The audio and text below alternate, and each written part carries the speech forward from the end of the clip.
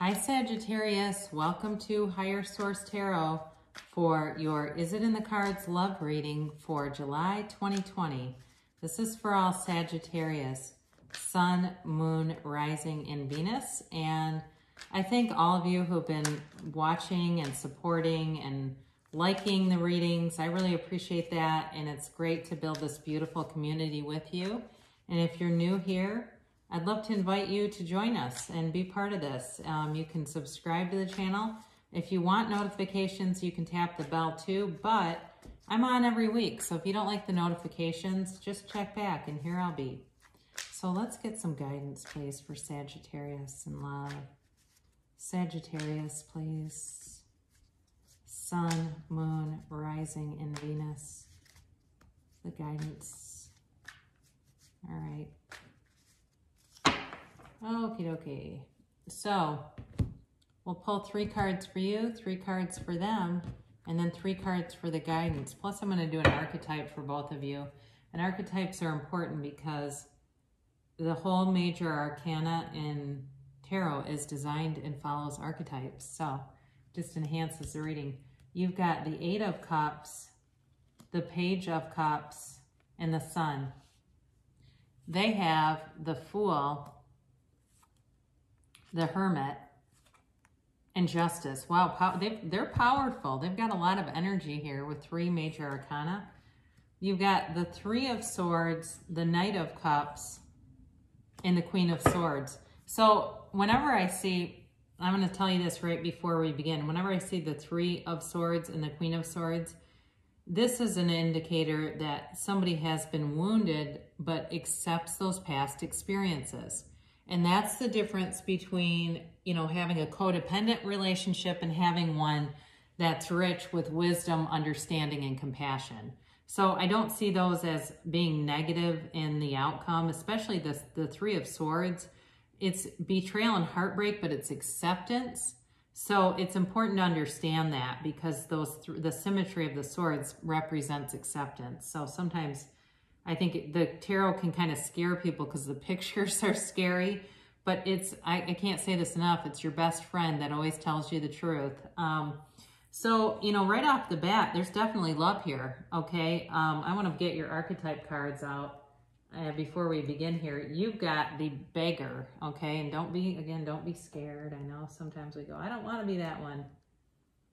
It reminds me of when I was a kid getting dolls with my sister and like, I don't want the one with the ugly dress kind of thing. They've got the Prince, all right? So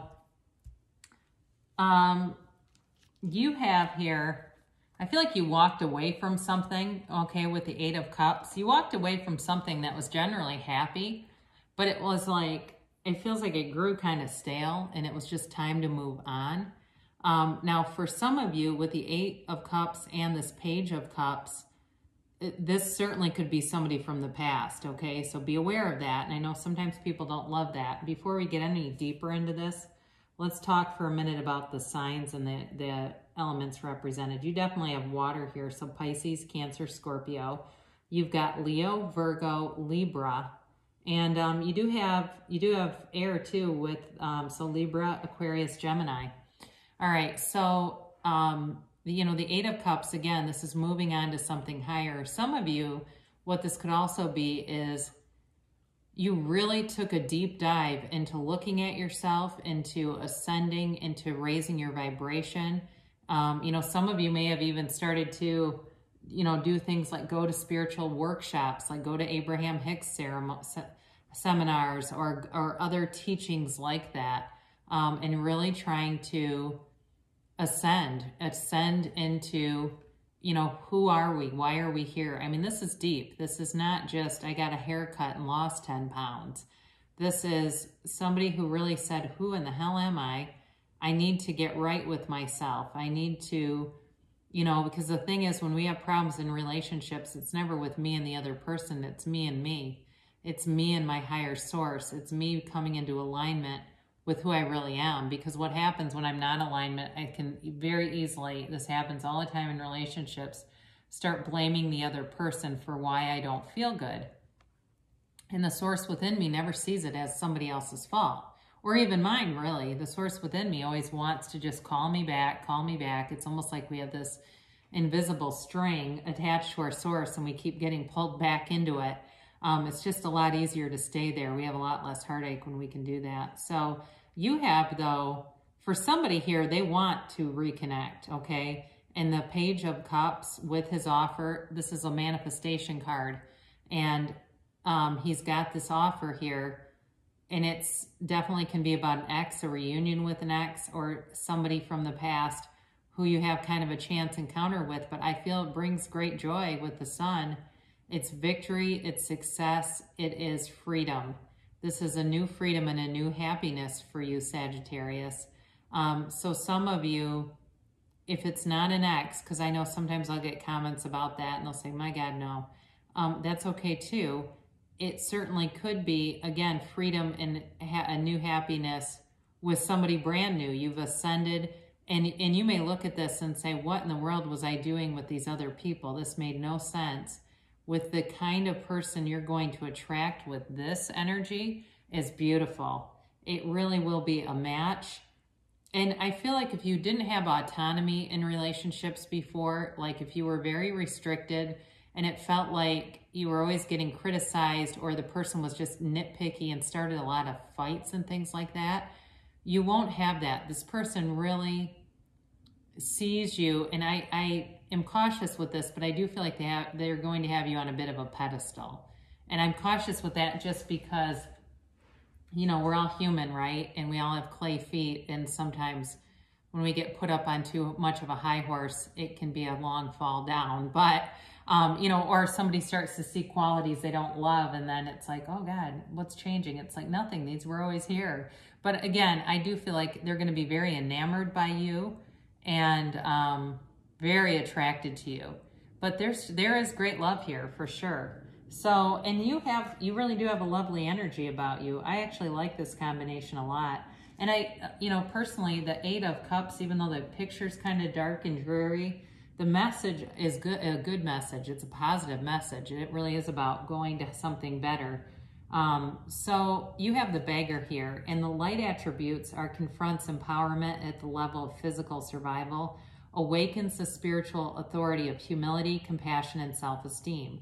Okay, and that really ties in pretty well with the 8 of Cups because, you know, the way that he ascends that mountain is in a way that is with humility, but with grace and gratitude, and it's tied into your self-esteem. So the shadow attribute can be a dependence on others to the exclusion of effort. So basically letting other people kind of take the wheel, which I feel like in the past may have been an issue. I don't feel that for you right now. I really like this person, whoever this is. They're deep, okay? This person has depth, they have character, they have integrity, and they are, you know, they're represented here by 3 very powerful energies. So with all 3 of these, we're talking about somebody who's very honest.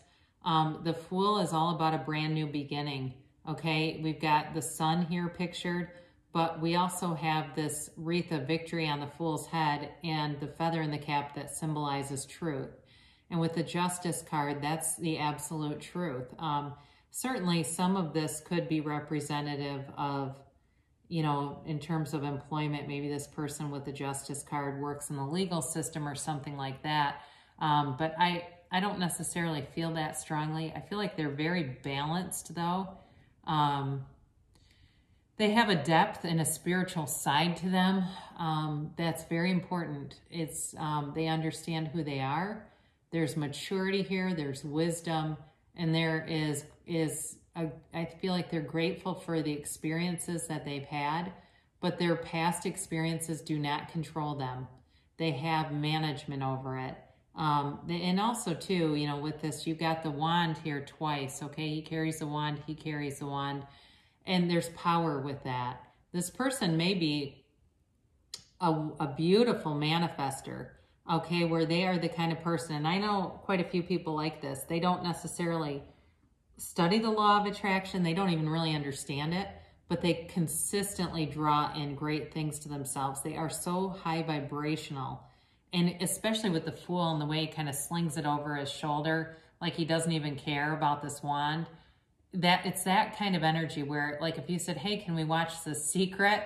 They're deep, but they might be like, no, I'm not watching that, even though it's like, well, you're constantly manifesting stuff. How can you not want to watch this?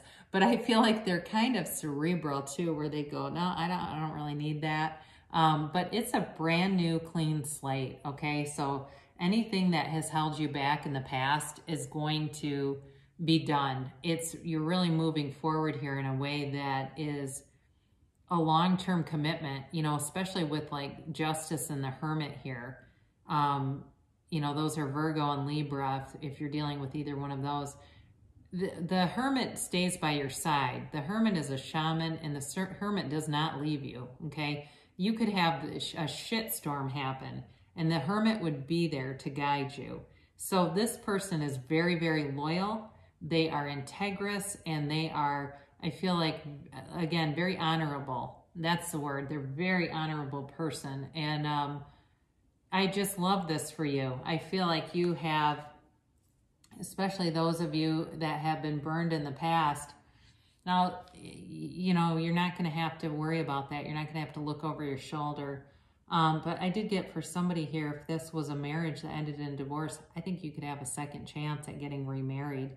And it does happen. I read somewhere along the lines of like a statistic that was like 75% of second marriages that end in divorce end up remarrying.